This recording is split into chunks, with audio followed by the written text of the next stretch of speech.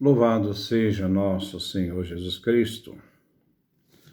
Nós vamos dar continuidade à nossa história da revelação no Novo Testamento, nosso terceiro encontro, dando continuidade à atividade que nós fizemos nos últimos encontros e continuando essa nossa caminhada para conhecimento dessa história da revelação, cujo evento fundante do Novo Testamento é a Jesus de Nazaré, o Filho de Deus, aquele que anuncia o Evangelho do Reino, que para nós se torna também o Cristo da fé. E, dando continuidade neste terceiro encontro, nós vamos ver o seguinte. A ideia que foi exposta por Karl Barth na sua teologia dogmática da Igreja, ele encara a relação entre o Antigo e o Novo Testamento à luz do seguinte esquema: visão prospectiva dos profetas, que vem à frente, o profeta que vê a realidade do futuro, e a visão retrospectiva dos apóstolos, que a partir de Jesus Cristo voltam a fazer a releitura dos profetas. Então nós vemos esses dois movimentos. Os profetas que se lançam para a profecia messiânica em Jesus Cristo, e a partir do momento da experiência da morte e ressurreição de Jesus, sua ascensão aos céus, os apóstolos voltam ao Antigo Testamento numa atitude de tentar reler toda a história do Antigo Testamento já a partir de Jesus, o Cristo da fé. Ambos veem o mesmo Cristo. Os profetas veem o Cristo na realidade futura e os apóstolos veem o Cristo na profecia da revelação do Antigo Testamento. O profeta o vê olhando para o futuro, o apóstolo olhando para o passado. Assim, a esperança e a recordação seriam idênticas. Então, qual que é o eixo entre o Antigo e o Novo Testamento? É Jesus Cristo. Esse é o eixo. Entre a esperança anunciada pelos profetas e a recordação vivida, pensada pelos apóstolos, nessa releitura do Antigo Testamento. Mas Jesus sempre é a realidade central. Comenta com razão Brunner que, usando este esquema, ainda que notar algo de importante. O tempo é reduzido a um lugar. O tempo é reduzido a um lugar.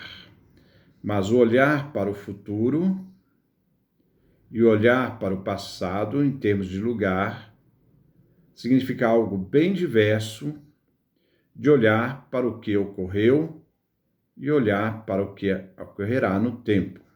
Vamos ver. Entre a profética visão prospectiva de Cristo, que se vê avante, e o que realmente ocorreu no Novo Testamento, interpõe-se a diferença que reside entre o meramente previsto e predito e o que de fato aconteceu em plenitude. O que ocorreu em plenitude é, na realidade, o mesmo que foi predito.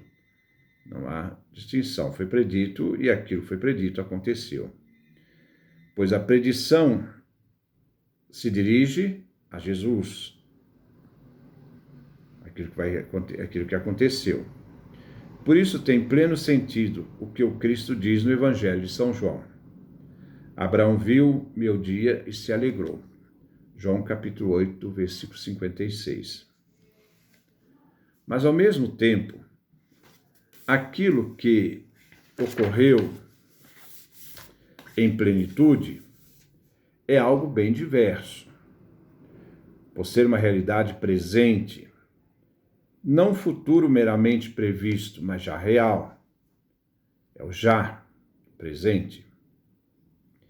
Não ver isto seria não considerar os passos e os atos históricos salvíficos, processo da salvação, o próprio processo da economia da salvação, isto é, da soterologia. A economia da salvação quer dizer a soterologia, que estuda a salvação.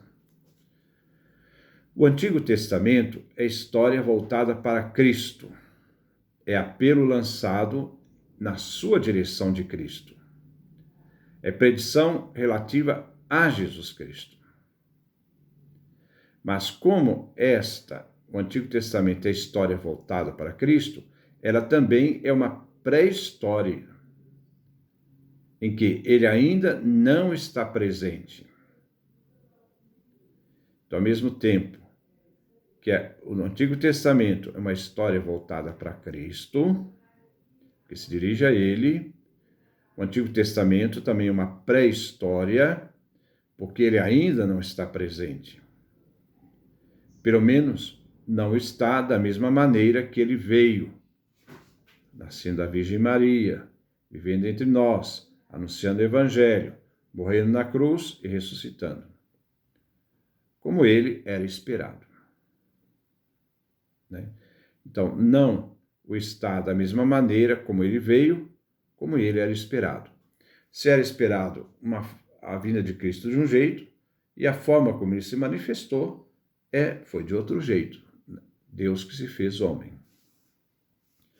O Antigo Testamento não diz o mesmo que o Novo Testamento. Diz algo diferente.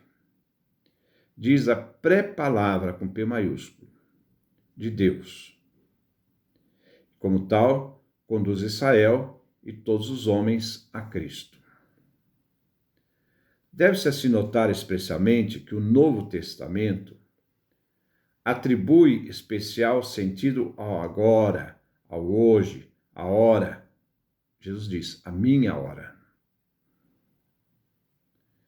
O caráter específico e a qualidade própria daquilo que aconteceu no Novo Testamento recebem que o esperado, Jesus, o prometido, está agora presente em plenitude. Os profetas previram a vinda do Cristo, mas não preveram como ele veio, a forma como ele veio, o jeito que ele veio, a encarnação e outras realidades. De modo explícito, aparece isso em Romanos, capítulo 3, versículo 21. Agora, advérbio de tempo, fora da lei, manifestou-se a justiça de Deus. Ela não se reduz à lei, não é a lei, né? É porque ali se manifesta a graça divina. Digno também de nota é o modo como as epístolas, as cartas do cativeiro de Paulo, afirmam que o mistério que havia no começo e que estava oculto, agora se tornou patente, realizado em Cristo Jesus. Colossenses capítulo 1, versículo 26, Efésios capítulo 3, versículo 5. É importante essas notas. O famoso início da Epístola aos Hebreus salienta essa dimensão dizendo: muitas vezes e de muitos modos falou Deus outrora. Isto é, aos antigos, aos nossos pais, pelos profetas. Deus não falou de uma única forma, falou de muitos modos, nem falou sempre, falou muitas vezes. A história da revelação. Mas ultimamente, nesses dias que são os últimos, a palavra usada é escato, a escatologia, esses dias que são os últimos, falou-nos por seu Filho. Pelo uso de semelhante linguagem, compreende-se que a ideia da escatologia na teologia atual entende o tempo iniciado em Jesus como o tempo final. Aquilo que os judeus esperavam para o fim da história já está na história, realizou-se na história através de Jesus de Nazaré. Então, é uma questão que nós vemos para o futuro ainda ser realizado, mas é uma realidade que do futuro já está realizado em Jesus de Nazaré. Este agora planifica-se de tal maneira que nele se integra todo o passado. Todo o passado é recolhido, nessa realidade em Jesus Cristo. E na mesma medida, pode-se falar de pleroma, da unidade dos tempos. Gálatas, capítulo 4, versículo 4. Este mesmo agora não pode ser superado por nenhum futuro, pois todo futuro é futuro nele. Então já está presente em Jesus Cristo todo o futuro da humanidade. Se bem pensarmos tudo isso, a teologia de Bultmann e o conceito de revelação que a informa acentua de modo impressionante o presente, o agora, o hoje da revelação. Saliento a permanência do presente mediante o agora da pregação. Apontam o coração da revelação do Novo Testamento com plenitude em termos do agora, do odie, do agora, do hoje, do definitivo. Então, em Jesus já está presente o definitivo. É vivenciar essa realidade do Cristo presente no hoje da história. Não é o amanhã, no hoje. Tudo que a comunidade cristã faz, ela está realizando e vivendo esse hoje da história, presente.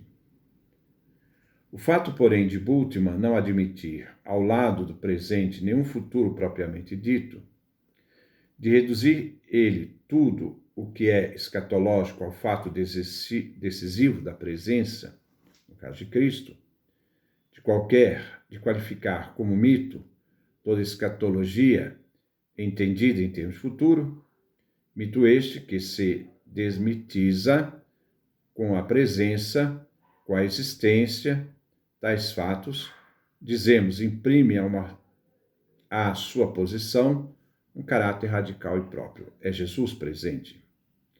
E que não se ajusta ao pleno testemunho do Novo Testamento, visto que, sob o prisma das categorias de tempo, também é bom olhar que no passado Deus falou pelos profetas, aqueles que emprestaram a boca para que Deus fale. Ele é um intermediário, onde a palavra de Deus passa por meio deles, mas a mensagem divina, eles são instrumentos, e Jesus é a palavra que fez carne, a palavra que era Deus, a palavra que estava junto de Deus.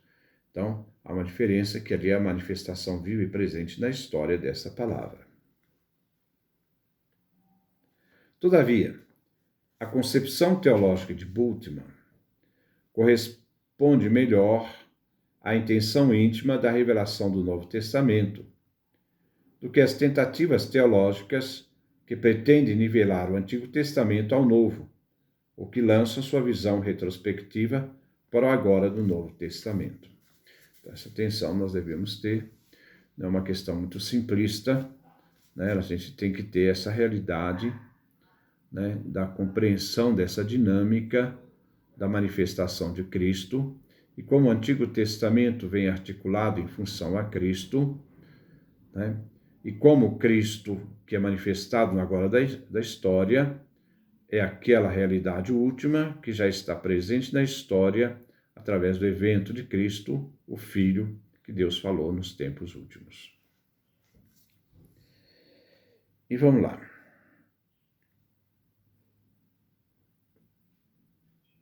O Antigo Testamento ao Novo, que lança sua visão perspectiva para além do agora no Novo Testamento, além do pleroma, do tempo neotestamentário, além do kairós planificado. Enfim, colocam a esperança do futuro no meio da revelação neotestamentária, não se ajustando, por isso, à ideia de plenitude. Porque a plenitude vai como síntese no fim da história, porque aí tem a totalidade da plenitude. Então, nós devemos ter que ver que essa realidade daquilo que foi predito pelos apóstolos acontece no evento de Jesus de Nazaré na história. Os profetas não disseram como, né?